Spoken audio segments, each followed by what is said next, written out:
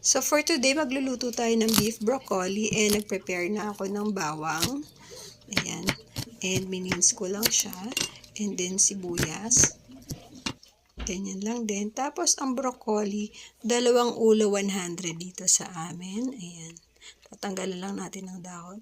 And gumamit din ako ng carrots. Yan, tira to sa ref namin. 10 piso lang yata itong dalawa. And mantika, magpainit na.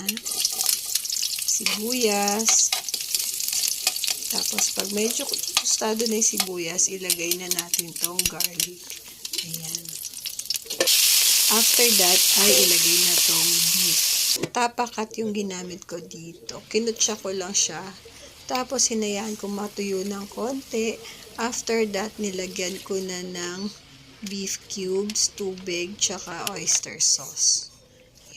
Pinakuluan ko lang, nung kumulo na, nilagyan ko ng butter, additional pampalasa. Tapos, nilagyan ko ng slurry. And, nung luto na yung beef, nilagay ko na tong vegetables. O, diba? Haluin lang ng konti. Gusto ko medyo half-cook yung gulay. Yan, ganyan lang. Tapos, ready na siyang iserve. O, diba? Pag ganyan na, handa nyo na ang pangmalakasang kanin kasi tsaka kung masisira ang diet. O, let's eat! Follow for more kung gusto nyo pa ng cooking videos. Like and share.